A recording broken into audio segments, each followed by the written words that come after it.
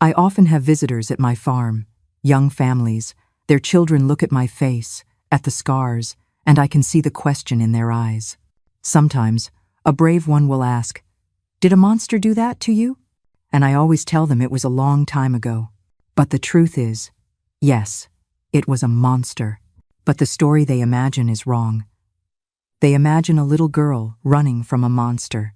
They can't imagine the truth, that I was the girl who hunted the monster, the girl who cornered it, and I was the girl who struck the match. My story doesn't start with a fire. It starts with the decision to become one. It starts in a place where family was just another word for prison. If you are listening from anywhere in the world, please leave a comment and subscribe, because there are truths that need to be spread, even if they shake your beliefs. There are stories, no matter how painful, that must be told.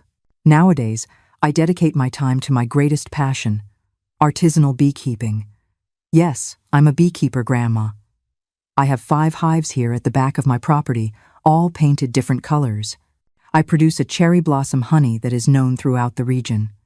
The people here always say my honey has healing properties, but I say the only remedy in it is the love with which I care for my girls.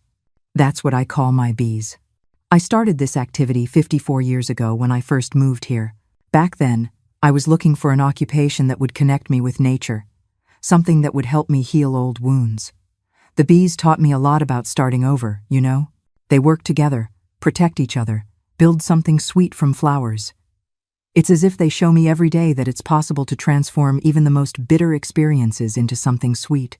The interesting thing about beekeeping is that it taught me not to be afraid.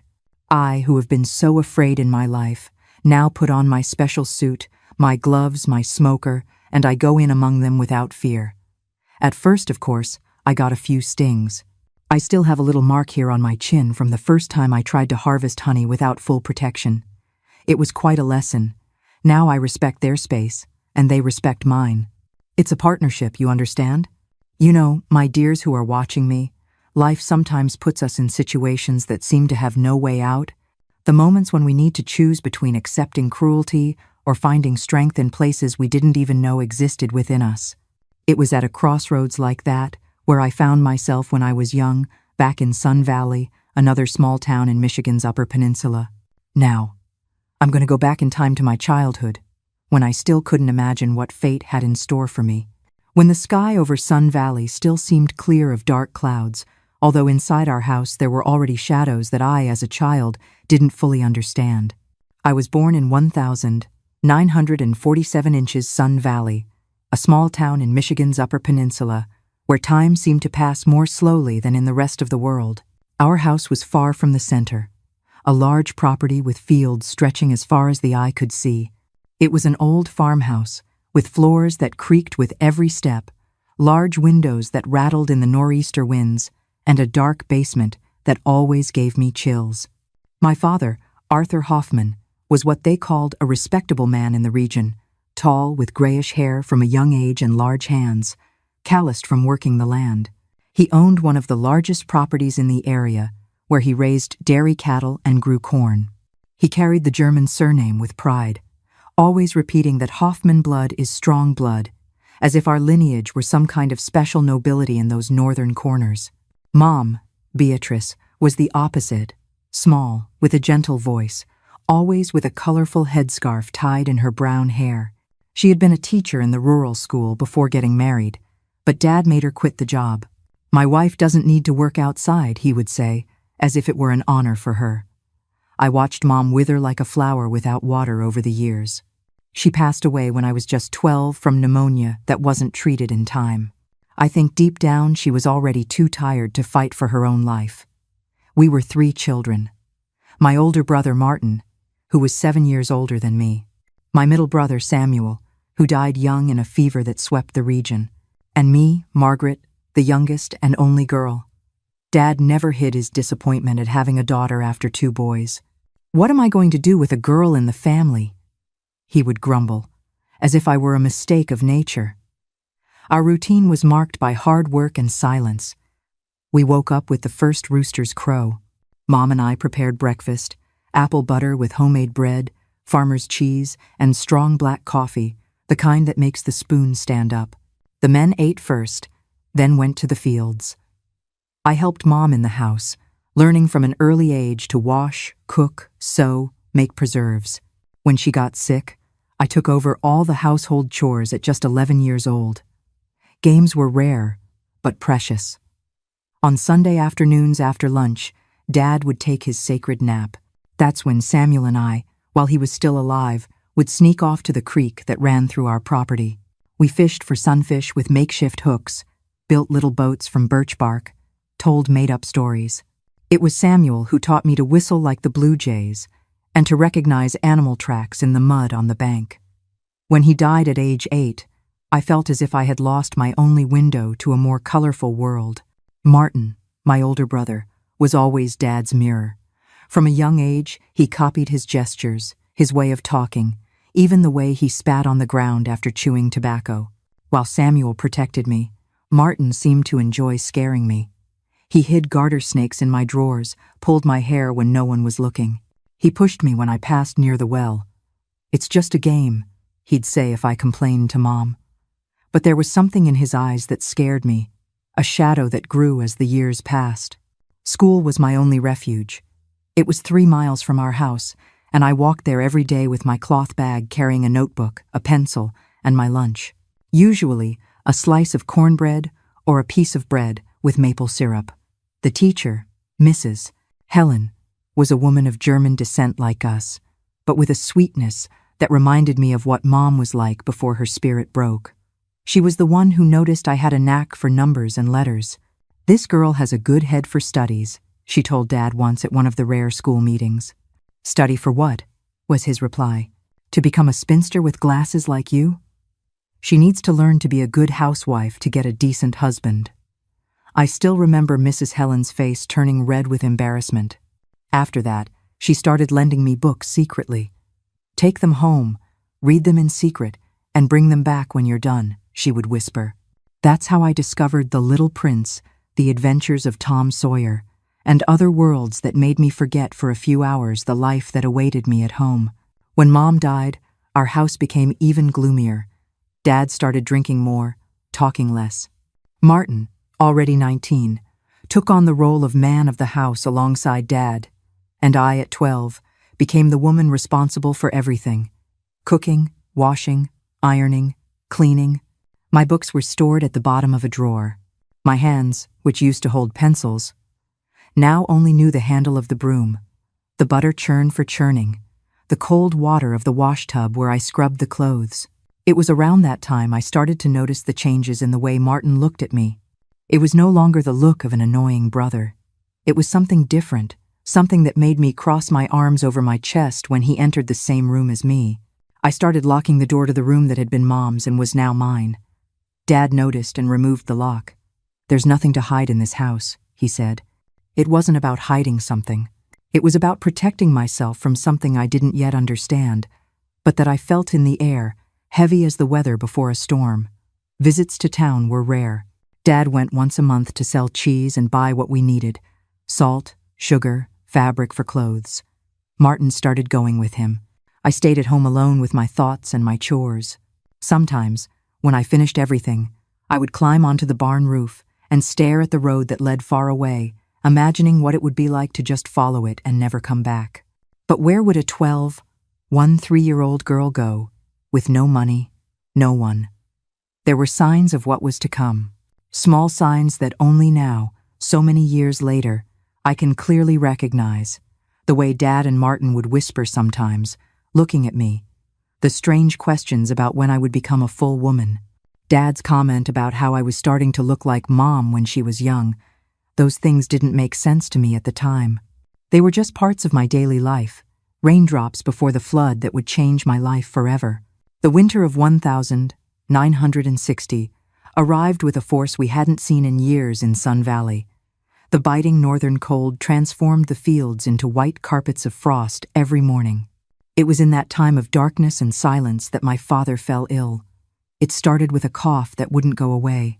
Then came the fever, the difficulty breathing, the weakness that prevented him from even getting out of bed. The town doctor, Dr. Benson, came once, prescribed syrups and ointments, but shook his head in a way I immediately understood. There wasn't much to be done. I had just turned 13. I was still a child in years, but the hard work and responsibilities had aged me inside. My brown hair fell down my back in a thick braid. My hands already had calluses from scrubbing clothes in the tub, and my eyes, which Mom used to say were the color of honey, seemed to have lost their childhood sparkle. I was becoming a woman in a house without a mother, with an authoritarian father and a brother who looked at me in a way that made my stomach freeze. With Dad's illness, which the doctor diagnosed as consumption today, I know it was tuberculosis. The atmosphere in the house changed. He, who had always been the center of power, was now confined to his room, coughing up blood into handkerchiefs that I washed secretly in the creek, so the neighbors wouldn't know the severity of the situation. The fear of the disease kept the few visitors away. Even the community's pastor, Pastor Carl, only came once to give the last rites and stood at the doorway of the room, far from the bed. Martin, then 20, completely took over the family business. He left at dawn to take care of the cattle and returned at dusk, exhausted and increasingly sullen. Sometimes I caught him talking in low voices with Dad, stopping when I entered the room with the tray of food or medicine. There were secrets between them, plans I wasn't supposed to know. One night, when I went to take eucalyptus tea to my father, I heard my name mentioned. I stopped outside the half-open door, my heart racing. And Margaret? What will happen to her when you... Martin's voice faltered. I'm thinking about that. I can't leave her loose out there with no direction. There's Eugene Quintero over in Big Rapids. He's looking for a young wife after his woman died in childbirth. I froze hearing that. Eugene Quintero was a man of almost 50, known for his brutality with animals and with the hands who worked on his property. He had 3 grown sons and a permanently soured face. Eugene has property, my father continued between coughing fits. He'll give a good price for the girl. Price. As if I were a heifer being negotiated. But, Dad? Martin's voice sounded strange. Don't you think Margaret is too young to marry? And Eugene doesn't have a good reputation. And since when does that matter? A woman needs a roof and food. The rest she learns to endure, just as your mother learned. I felt a lump in my throat. So, that's what they expected for me? To be sold like merchandise to an old, violent man, to learn to endure. The tea on the tray I was holding trembled, spilling a few drops on the floor. But Dad, what if? Martin seemed to hesitate. What if she stayed right here, on our land, with me? There was a silence that seemed to last an eternity. Finally, my father spoke in a lower voice. You mean, as your wife? I didn't hear a response, but the silence that followed was enough. I backed away from the door with silent steps.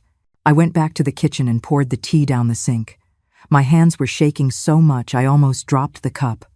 A plan was being forged in there, a plan that would decide my destiny without my consent, without my voice.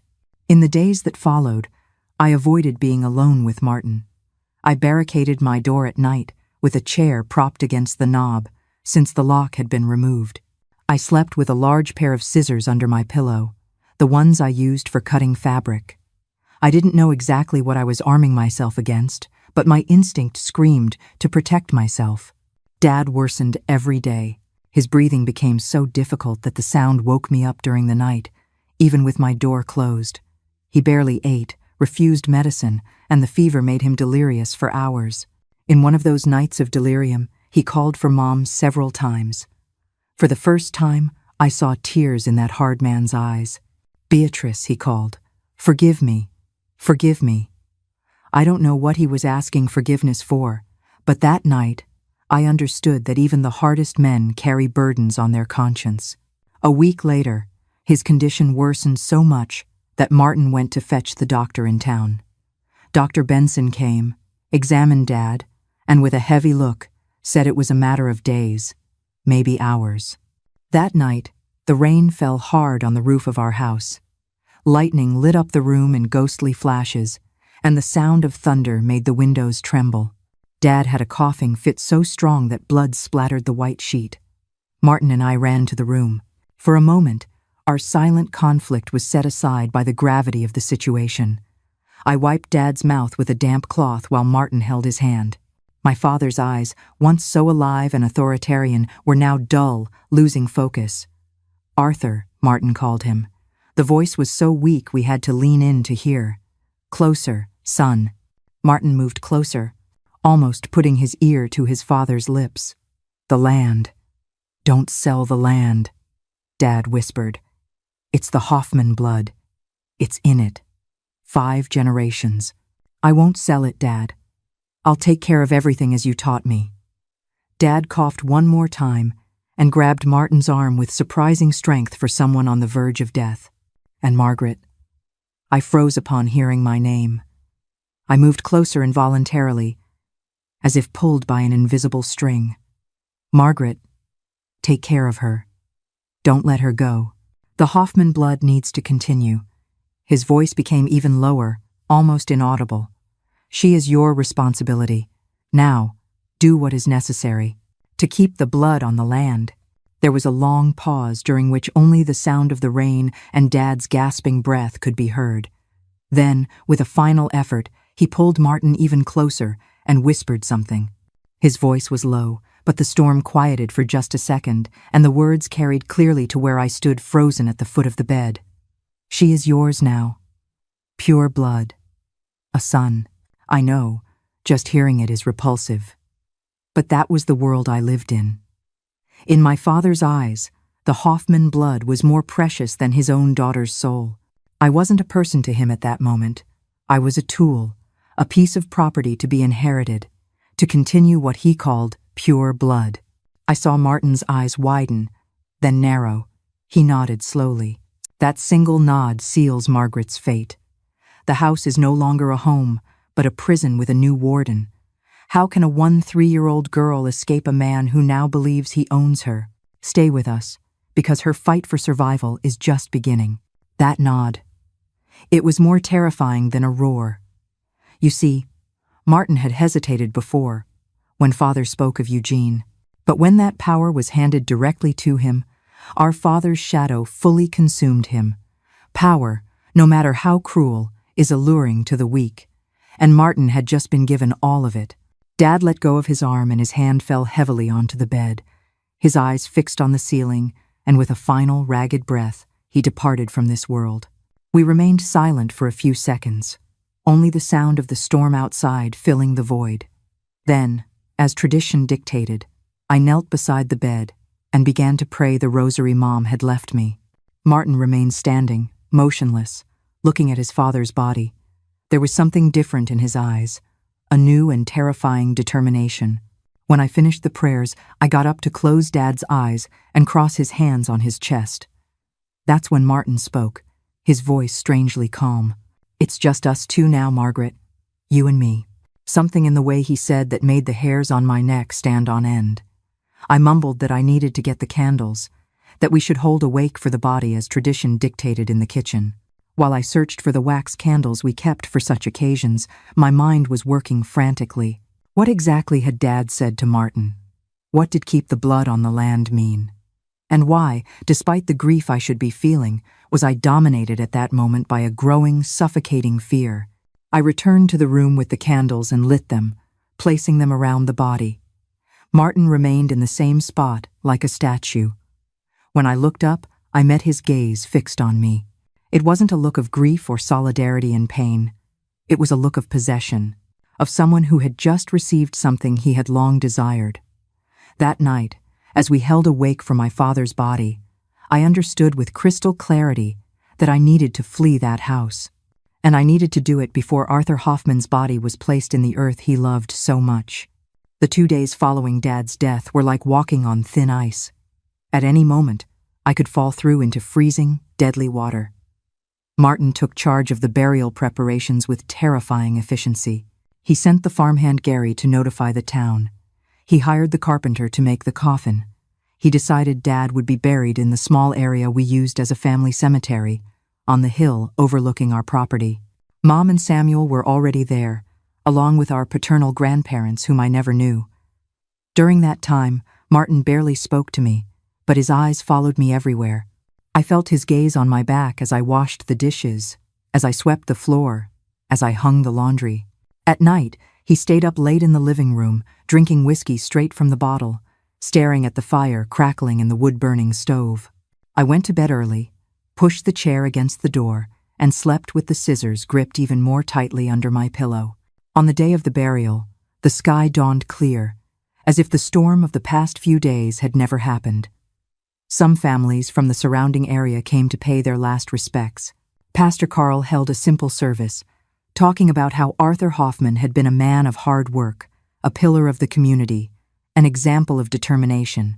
I heard those words as if they were about a stranger, not the man who raised me, with an iron fist, and who, on his deathbed, had turned me into a kind of property to be inherited. Mrs. Helen, my former teacher, came to the burial. She approached me as the men threw the last shovelfuls of dirt on the coffin and squeezed my hand discreetly. "If you need anything, Margaret, my house is always open," she whispered. I nodded, grateful for the offer, but knowing it would be difficult to accept. Mrs. Drade, Helen's house was in town, almost 3 miles away, and Martin would hardly let me go there alone. Now, after the burial, people came to our house as was the custom.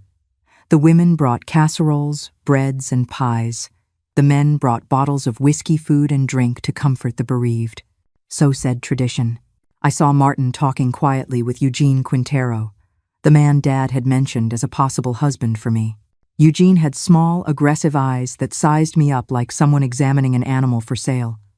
I shuddered and moved away, going to the kitchen to help with the food and drink. It was there, among pots of chili and trays of pulled pork, that I overheard the conversation between 2 ladies who didn't see me behind the pantry door.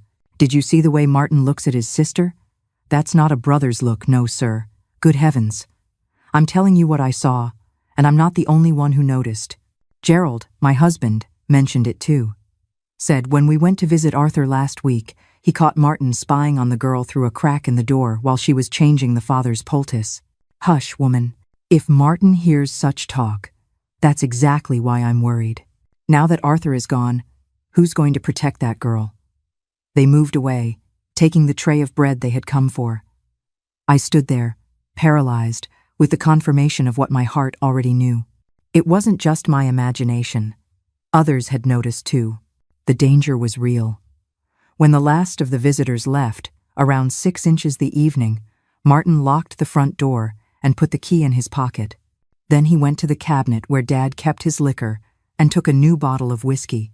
He stayed in the living room, sitting in the armchair that had been Dad's, drinking in silence. "Go to bed, Margaret," he ordered when he saw me standing in the kitchen doorway. "We have a lot of work tomorrow. Things are going to change around here." I nodded and retreated, my heart hammering against my ribs. As I passed through the kitchen, I discreetly grabbed a few slices of bread and a piece of cheese. I wrapped them in a dishcloth and hid them under my bed. I didn't know what would happen, but my instinct told me to be prepared. Like the previous nights, I put the chair against the door and lay down fully dressed, the scissors firm in my hand. I tried to sleep, but every creak of the old house made me open my eyes. Outside, the sky was clear, and the full moon lit the yard with its silvery light. I must have dozed off at some point, because I woke with a start to the sound of heavy footsteps in the hallway. My doorknob turned, but the chair stopped it from opening. Then I heard Martin's voice, slurred from the drink. "Margaret, open this door." I stayed silent, pretending not to hear. "Margaret," he pounded harder. "I know you're awake. Open this door now, or I'll break it down." I still didn't answer. I held the scissors tighter and shrank against the headboard. "So that's how it's going to be." His voice had a dangerous tone now. "Well, just so you know, this house is mine now. Everything here is mine, including you. It was Dad's last wish, and you know it." Silent tears streamed down my face as I heard those horrible words. "I'll give you until tomorrow to understand how things work now. If you don't open this door the easy way, you'll do it the hard way. The threat is no longer implied. It is here, and it is violent." Locked in her room, Margaret is faced with an impossible choice. What happens when the lock gives way? Don't go anywhere, because her next move is desperate and brilliant. I heard his footsteps moving away, then the sound of the front door opening and closing. Through my bedroom window, I saw Martin walking toward the barn, probably to get more to drink. This was my chance. I got up quickly, grabbed my small bundle of food, and opened the window. The drop wasn't high, maybe 6 feet to the ground.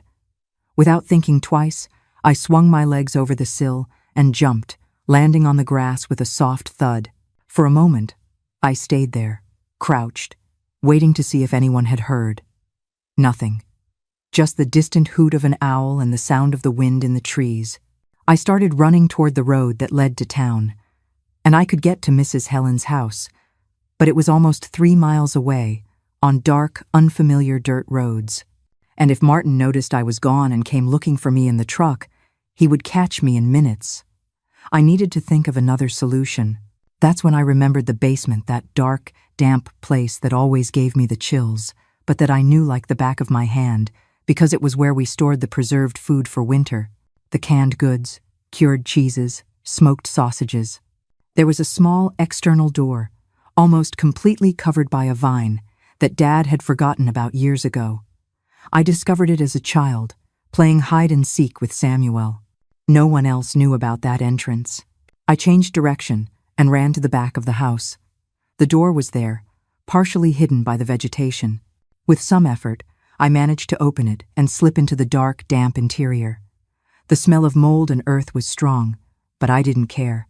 Fumbling in the darkness, I found a corner where I huddled behind some old shelves. I stayed there for hours, trembling with cold and fear, when Martin returned, when he shouted my name through the house, when he started cursing and breaking things upstairs. He was furious, and that only increased my dread. Sometime in the early morning, the sounds stopped. He had probably passed out from drinking. That's when I noticed something strange, a different smell in the air, something sweet and harsh at the same time. It was coming from near the basement stairs, where the old gas furnace was, which Dad had installed years ago to heat the house in winter. I approached carefully and noticed the problem. There was a leak in the main gas pipe, small but constant. Dad always said he needed to fix it, but never found the time. The smell was accumulating in the closed basement without proper ventilation. It was in that moment that a terrible idea began to form in my mind. An idea born of desperation and the instinct for survival. The gas. If I increased the leak, if Martin came looking for me in the basement, a spark would be enough. No, I couldn't. It was wrong. It was a sin. But then I remembered the words I heard on the night of Dad's death, Martin's veiled threat, the fate that awaited me if I did nothing. If I were a good, obedient girl like I was taught to be, I would end up like Mom, a shadow, a voiceless creature, used and discarded. Or worse. With trembling hands, I approached the pipe and, using the scissors I still carried, I began to loosen the metal fitting. I didn't break it completely, just enough for the leak to increase. Those trembling, 3-year-old hands, they should have been picking flowers or holding books. That night, I understood that sometimes, to escape the darkness, you can't just look for the light. Sometimes, you must become the fire yourself, even knowing that fire will burn everything, including your own innocence. The smell grew stronger almost immediately. I retreated to my hiding place, my heart beating so hard I thought it might give me away. Now, I had to wait. Wait for Martin to wake up, to come looking for me, to come down to the basement. Wait for fate, or God, or I didn't know anymore, to decide what would happen next. Hours later, I heard movements in the house. It was morning, from what I could tell by the sliver of light coming through a small ventilation window. Martin had woken up, and by the sound of it, he was furious. I heard objects being thrown, doors being slammed open. "Margaret, where did you get to, you wretch? You're going to regret this." His shouts got closer and closer, until I heard the basement door being opened upstairs. The light from a lantern illuminated the stairs. "I know you're down there, Margaret. It's no use hiding. This house is mine. You are mine now." That's what Dad decided. His heavy footsteps came down the wooden stairs. The smell of gas was strong, but he didn't seem to notice. Blinded by rage and the effects of the previous night's drinking, the lantern swung in his hand, casting ghostly shadows on the damp walls. I shrank further into my hiding place, praying for the first time in a long time, not for Martin's salvation, but for my own, for forgiveness, for what I knew was about to happen. "Margaret," his voice was closer. The lantern lit up the center of the basement. "Come out now, or it will be worse for you." That's when he sensed it. I saw his expression change as he finally noticed the strong smell of gas. His eyes widened in delayed understanding. He looked at the lantern in his hand, then at the pipe where the gas was visibly escaping. Now, I don't know if it was instinct or panic, but Martin did exactly what he shouldn't have. He raised the lantern to get a better look at the leak. That single, arrogant movement is the trigger. The trap is sprung. The fire Margaret was forced to create is about to be unleashed, and it will consume everything. But will she survive her own creation? What followed was like lightning. A deafening explosion, a wave of intense heat, the sound of wood splintering, and then, to complete darkness. I don't know how long I was unconscious. When I opened my eyes, the world was just pain and darkness. My lungs burned with every breath. My face and arms burned as if they were still on fire. There was a constant ringing in my ears that drowned out all other sounds. I tried to move, but something heavy was pressing on my legs, a beam or part of the floor that had collapsed in the explosion. Slowly, my eyes adjusted to the dimness. The basement was unrecognizable.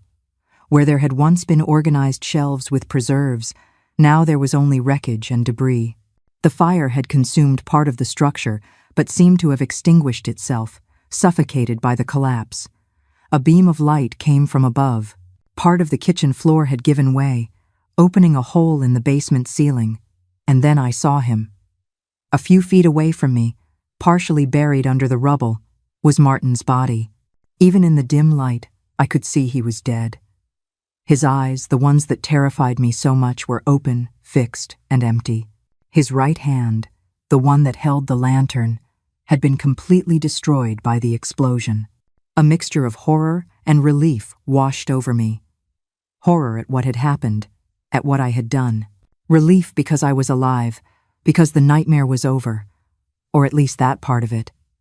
With effort, I managed to drag myself away from the rubble. Every movement was pure agony. My hands were raw, my face throbbed with pain, and I suspected some ribs were broken due to the difficulty breathing. But I was alive. That was all that mattered at that moment. I dragged myself to the small side door I had entered hours before. It was blocked by debris, but not completely. With the last remnants of strength I had, I pushed the wreckage just enough to squeeze my thin, injured body through to the outside. The afternoon sun blinded me temporarily. When my eyes adjusted, I saw the extent of the destruction. Part of the house had collapsed. Smoke still rose from the broken windows. The smell of burnt wood and something else, something terrible I preferred not to identify, permeated the air. I managed to crawl to the well, where I drank water directly from the edge, ignoring the excruciating pain the movement caused. The cold water brought some relief to my parched throat and helped clear some of the blood and soot from my face and hands. It was then that I heard a distant sound of an engine approaching on the road. Someone was coming. My first instinct was to hide, but then I realized I needed help. I was seriously injured, alone, and if I didn't get help, I would probably die right there. An old, dusty truck appeared around the bend in the road. I recognized the truck of Gary, our farmhand, who lived in a small house a few miles away. He was accompanied by his wife, Linda. When they saw me, bloody and staggering near the well, they stopped abruptly. Linda was the first to jump out of the truck, running toward me. "My God, girl, what happened here?" I tried to speak, but my voice came out hoarse, almost inaudible. The smoke had damaged my throat. The house exploded. Martin.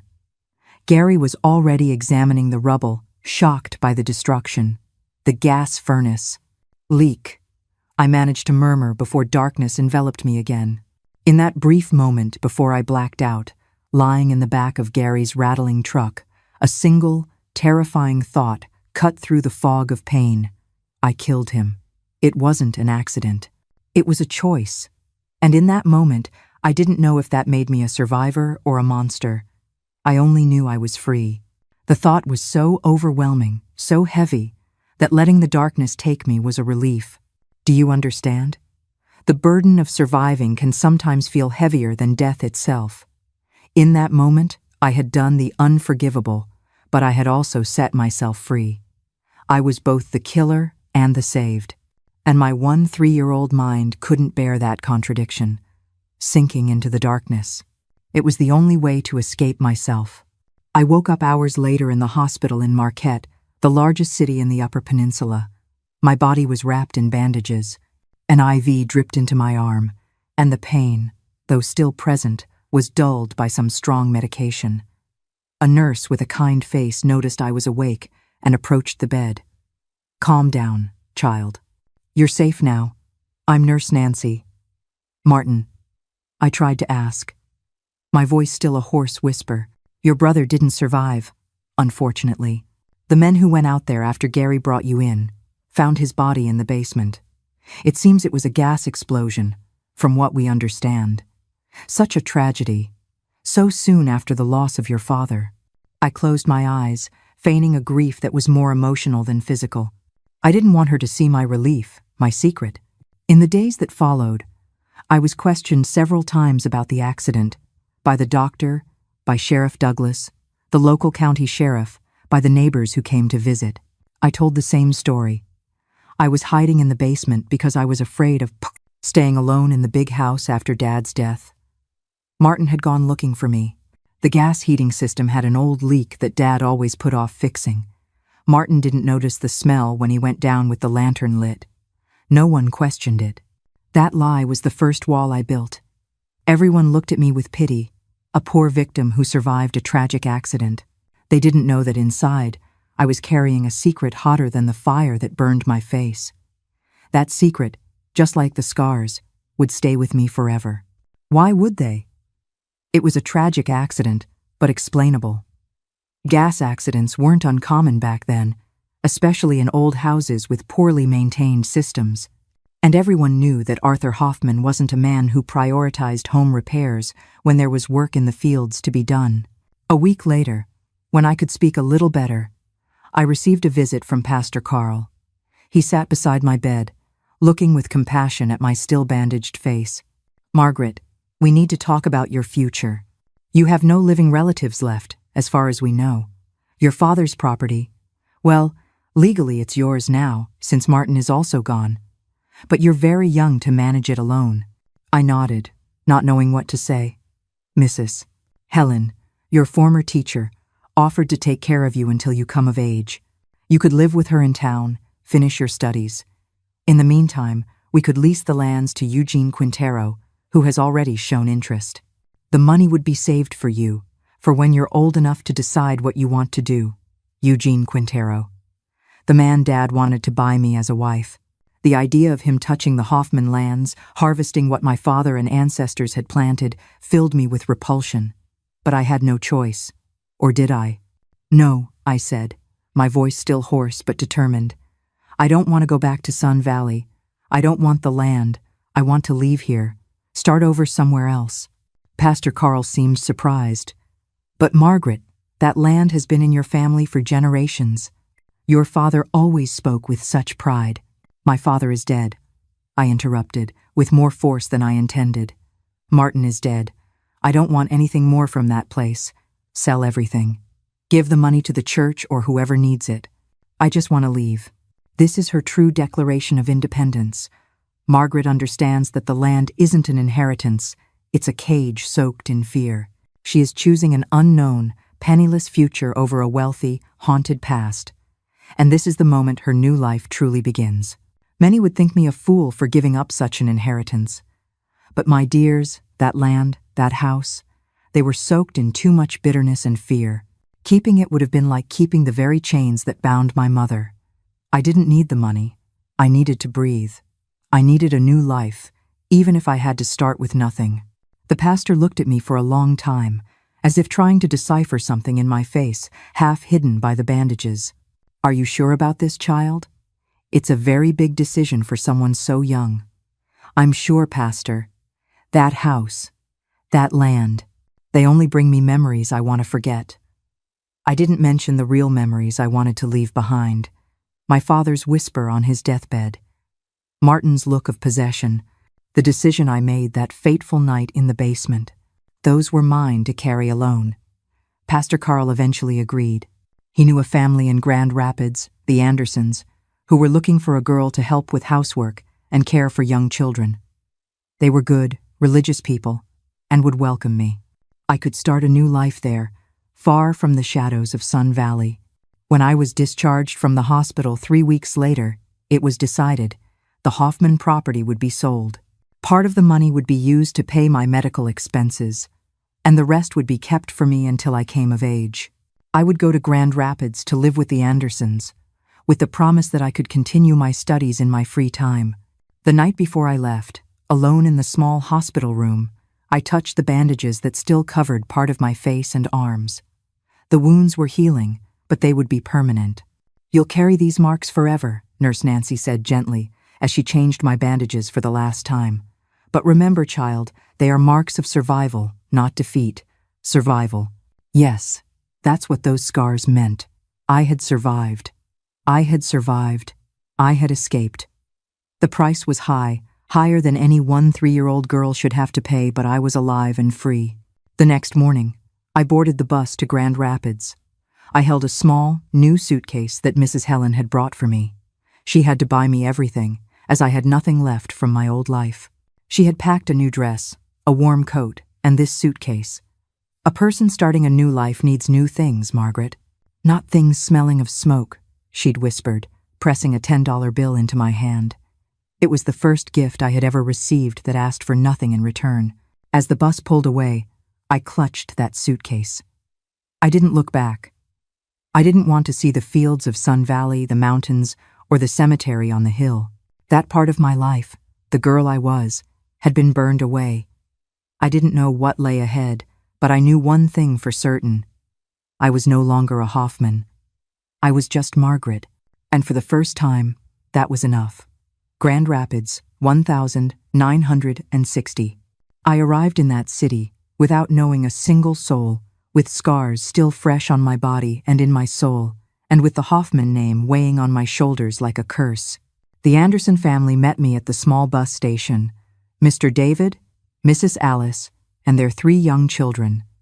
William, age 8, Ella, age 6, and little Finn, just 3. I remember the first meeting as if it were yesterday. Me, getting off the dusty bus with my little suitcase of clothes, my face still partially covered by bandages. Mrs. Alice, a blonde, sturdy woman, walking toward me with a genuinely welcoming smile. Mr. David, more reserved, observing from a distance, probably wondering what kind of work he could expect from such an injured girl. The children looking at me with curiosity, especially little Finn, who asked loudly, "Mom, why is the girl all wrapped up like a present?" The Andersons were descendants of Germans, like my family, but there was a fundamental difference. In that house, there was human warmth. Mrs. Alice was strict with household chores and the children's discipline, but she also knew how to show affection, especially at night, when she gathered everyone to listen to stories around the wood-burning stove. Mr. David worked at the furniture factory in the city and was rarely home during the day. But when he returned, he always brought little surprises for the children. A piece of candy, a different fruit, a simple wooden toy he carved himself. My job was to help Mrs. Alice with the housework and take care of the children while she dedicated herself to sewing, which was her supplementary source of income.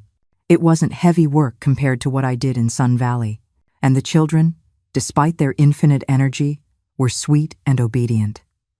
In the first few months, I spoke little. The wounds in my throat, caused by smoke inhalation, still bothered me, and the local doctor had recommended vocal rest. But the truth is, I didn't know what to say, how to behave.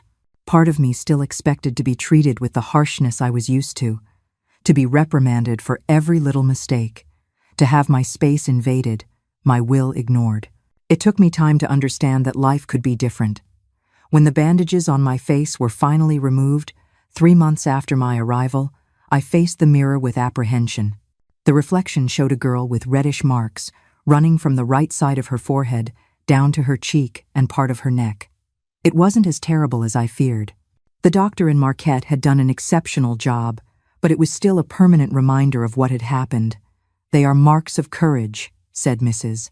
Alice, standing behind me, watching my reaction in the mirror. "Don't be ashamed of them."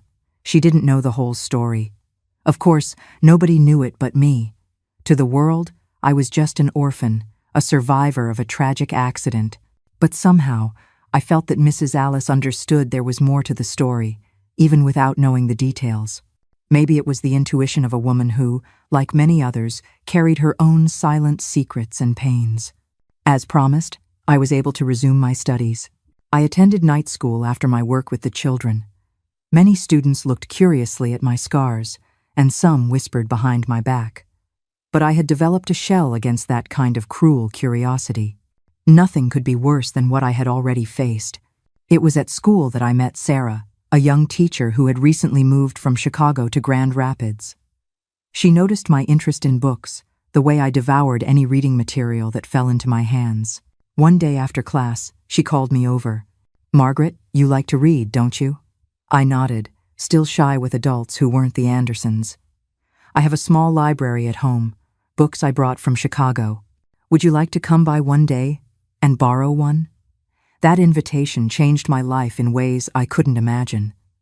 Sarah's house was small but cozy, filled with books and ideas. She lived alone, something rare for a woman at that time, especially in an inland city. Her husband had died in the war, she told me, and since then, she decided to live off her own work, without depending on anyone. "People talk, of course," she said with a resigned smile. "A young widow living alone, working. It gives them something to talk about. But I've learned that life is too short to live it according to other people's expectations." Those words resonated with me. Wasn't that exactly what I had decided in the Marquette hospital? Never again let others decide my destiny. Sarah became my mentor, my friend, and eventually my savior. She saw something in me that not even I saw potential. Not just for studies, but for an independent and full life. "You're smart, Margaret. You have a quick mind and a determination that few people possess. You can't spend the rest of your life as a domestic helper, no matter how good the Andersons are." When I turned 16 inches 1,963, Sarah made me a proposal. She was moving again, this time to Detroit, where she would take over as principal of a school. She wanted me to go with her, to work as an assistant in the school office during the day and study at night to complete the normal course. Then, if I wanted, I could become a teacher too. It was a golden opportunity, but also a dilemma. The Andersons had been good to me. The children especially had grown fond of me, and I of them. The idea of leaving them caused a pain I didn't expect to feel. "Think about it carefully," said Mrs. Alice when I told her about the proposal. "It's an opportunity that doesn't come twice in a lifetime." To my surprise, she and Mr. David supported me completely. They understood, they said, that I deserved more from life than just being a domestic helper. They promised we would keep in touch, that the children could visit me during vacations, that I would always have a place to come back to for special occasions. That was the first time since Mom's death that I felt what it was like to have a real family, one that supports you and wants the best for you, even when it means letting you go. In March 1964, I left for Detroit with Sarah. The city was much larger and more bustling than Grand Rapids, with its factories and the strong Midwestern accent of the older residents. At first, I felt lost and insecure. The scars on my face, which no longer attracted as much attention in Grand Rapids where everyone knew my story, or the version they believed to be true, once again became a source of curious glances and indiscreet questions. "Ignore them," Sarah would say. "Small people worry about small things." Working at the school was an initial challenge. I had to deal with parents, teachers, students, official documents, but Sarah guided me with patience, and soon I was mastering all the administrative tasks. At night, I studied hard. Books became my best friends, windows to worlds I never imagined existed. It was in Detroit that I began to reflect more deeply on my past. As my horizons expanded, as I met different people and diverse stories, I began to see my own experience in a new light. What happened in the basement in Sun Valley wasn't just a desperate act of self-defense, it was the breaking of a perverse cycle that could have continued for generations. In 1967, at age 20, I completed the normal course and became a teacher. Sarah, proud as a mother, gave me a small gold pin in the shape of an open book, which I keep to this day with affection. I started teaching at the same school where I worked, now as Sarah's colleague and no longer as her assistant. It was a strange and wonderful feeling. Me, Margaret, the girl who barely had a chance to study, now teaching others. My life finally seemed to have found its course. I had a job I loved, a small apartment I rented near the school, friends, and the constant, loving presence of Sarah. I occasionally visited the Andersons in Grand Rapids, marveling at how much the children grew with each visit. William was already a young man, Ella a young lady, and Finn, the little one, now a bright boy who loved when I told him stories.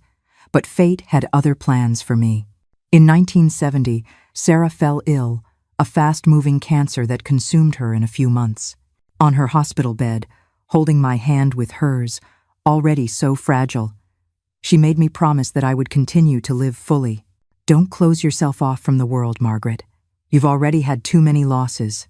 Don't let this be one more reason to build walls around yourself. When Sarah passed away, I felt as if a part of me had gone with her. It was like losing a mother for the second time.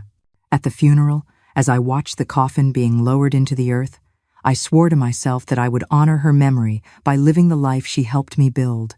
A few months later, I received an unexpected letter. Sarah had left a will, and in it, to my complete surprise, she had left me a small inheritance, a house in Traverse City that had belonged to her parents. It was a modest property with a generous piece of land in a small city I barely knew.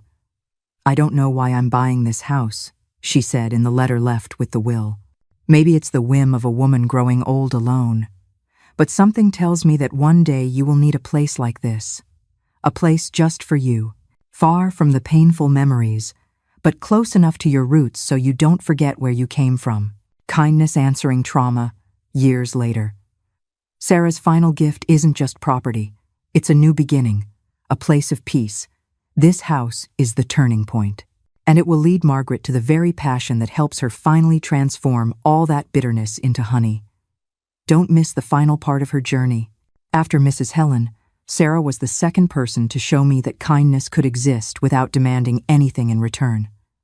When you grow up with violence and calculation, you lose faith in people. But people like Sarah, they are like worker bees.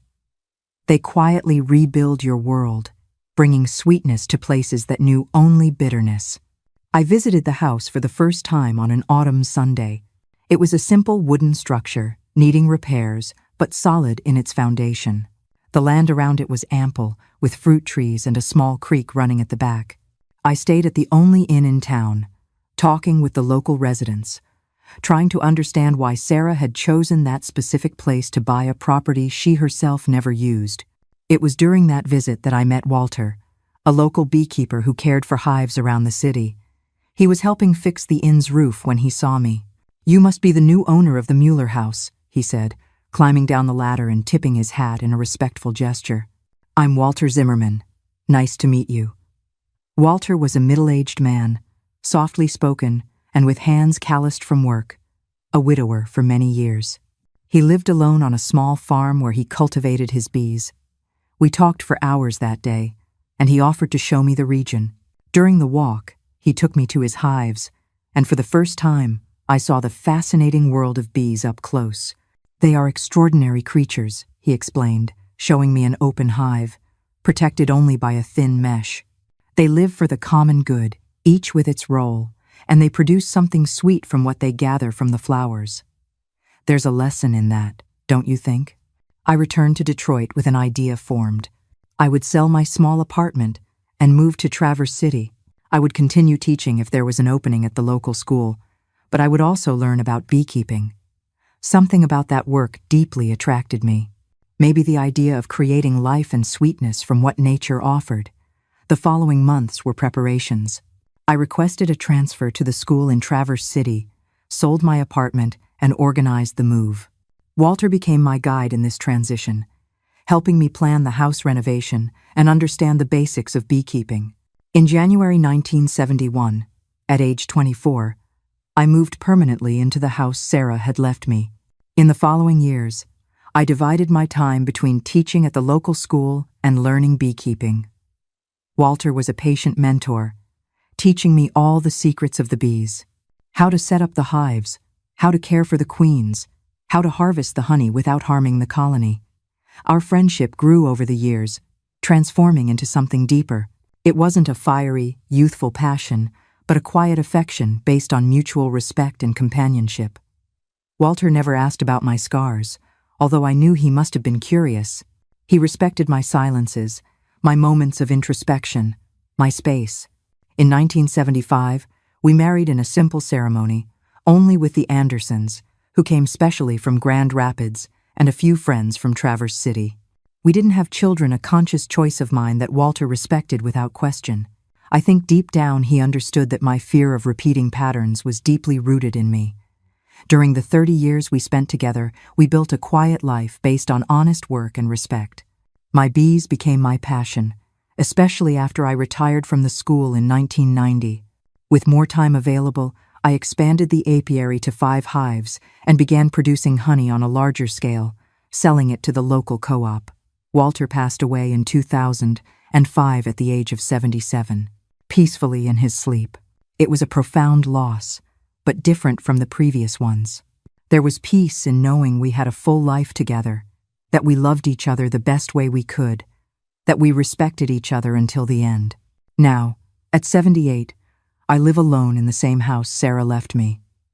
My bees continue to be my company and my livelihood. The scars on my face have softened with time, but they are still there, a daily reminder of where I came from and the price I paid for my freedom. What happened in that basement in Sun Valley was never completely forgotten. Sometimes I wake up in the middle of the night, smelling the gas, hearing the roar of the explosion. But I learned to live with those memories, to accept them as part of what brought me here. The scared girl who loosened that gas pipe 65 years ago is at peace now, knowing that in the end, she built something good and sweet from the ashes of her past. Like my bees, I transformed bitterness into honey. I lead a quiet life here in Traverse City. My routine starts early with the sunrise. Old habits die hard. And this one, waking up with the first light of day, came from my childhood on the farm, when Dad would get us out of bed before the rooster even crowed. The difference is that now I wake up because I want to, not because I'm forced to. My breakfast is simple: a piece of homemade bread with honey from my bees, a glass of milk, and sometimes an orange picked from the tree. I eat on the porch, watching the little birds that come to eat the seeds I spread every morning in the feeder Walter built so many years ago. It's a way to start the day in communion with nature, thankful for another sunrise. After breakfast, I put on my special overalls, put on my gloves and protective veil, and go visit my girls, as I affectionately call my bees. I have 5 hives scattered around the property, each painted a different color: blue, yellow, green, pink, and white. Bees recognize colors, and that's how they know which house to return to after collecting nectar. It's delicate work that requires patience and respect. I learned from Walter to never make sudden movements near them, to always use the smoker to calm them before opening a hive, to recognize the signs of when a colony is healthy or in need of special care. Each hive is a small universe with its own dynamics and personality. The honey I produce is known in the region for its unique flavor. The flowers from the cherry blossoms and the maple trees I have on the property give it a special aroma that many loyal customers recognize immediately. I don't produce in large quantities, just enough to sell at the farmers market that happens on Saturdays in the central square of Traverse City, and to give as gifts to friends and neighbors. The income from the honey supplements my teacher's pension. It's not much, but it's enough for my simple life. I was never one for luxuries or extravagances. Maybe because I grew up with so little, I learned to value the small things, the simple pleasures. A new book, a hot cup of tea on cold days, the smell of damp earth after the rain. My house remains basically the same as when Sarah left it to me, with some improvements Walter and I made over the years. The exterior walls were painted light yellow sunshine color, as I say. Inside, it's a cozy place with antique furniture that I restored myself, another skill I acquired over my life. The living room has a bookshelf full of books, my most precious treasure. The kitchen, with its wood-burning stove that I still use on the coldest days, is where I spend a good part of my time making preserves, jams, and bread for the week. The room that was Walter's and mine still has the double bed, although I sleep alone now. In a way, I still feel his presence there, especially on stormy nights when the wind whistles through the cracks in the window. Sometimes I wake up in the middle of the night, and for a fleeting instant, I forget he's gone. I reach out my hand to his side of the bed, finding only emptiness. The pain of absence never completely disappears, but I've learned to live with it like an old companion. I have few close friends here in town, but they are true. Mrs. Joyce, my next-door neighbor, comes over for herbal tea with me almost every afternoon. She's 82 and has an enviable memory. She knows stories about all the families in the region and tells them with a sharp humor that always makes me laugh. The Martins, Teresa, and Thomas, who own the corner store, always save the best fruits and vegetables for me. And young Tyler, a former student who is now a teacher at the same school where I taught. He visits me frequently, asking for advice on how to deal with the most difficult students. Once a month, I get a visit from William Anderson's grandson, Daniel. He studies agriculture at Michigan State University and became interested in beekeeping. He comes to learn from me the secrets I learned from Walter, which I now pass on. It's gratifying to see how knowledge passes through generations like an invisible thread connecting us through time. On summer nights, I like to sit on the porch and look at the stars, trying to identify the constellations Walter taught me. The Big Dipper, Orion's Belt, Scorpio. Each one has its story, its meaning. Sometimes, when the sky is particularly clear, I think of Sarah, of how she saved me from that bleak future that seemed inevitable after what happened in Sun Valley. I think about how a single person can completely change the course of a life. The scars on my face have softened with time, but they are still there. They don't bother me as they used to. They are part of my story, marks of the path I've walked. When the neighborhood children ask me what happened, I simply say I survived a fire when I was young. It's true, even if it's only part of the truth. The full truth is something I carry with me, a secret I never shared entirely with anyone, not even Walter. He knew something traumatic had happened in my past, but he respected my silence. Maybe he guessed, maybe not. The important thing is that he accepted me as I was, with my visible and invisible scars. If there's one lesson I've learned in all these years, it's that life rarely follows the path we plan, but it always offers us chances to start over. Like my bees, which every spring renew the cycle of life, producing sweetness from the nectar of flowers, we too can transform our most bitter experiences into something valuable. And so I live, day by day, grateful for each sunrise, for each sunset, for each honey harvest, for every good memory I keep in my heart. The scared girl from Sun Valley is long gone. In her place, there is a woman who learned that true strength isn't in controlling others, but in having the courage to follow her own path. Looking at these scars, I don't see tragedy. I see a choice. I chose to live. The greatest lesson I've learned, not from books, but from the fire itself and from my bees, is this: we are not victims of our past. We are survivors. Never let anyone or anything extinguish your light. If the darkness closes in, create an explosion of your own. Transform that pain into honey. If these stories of survival resonate with you, subscribe, and let's continue this journey together. Be your own fire.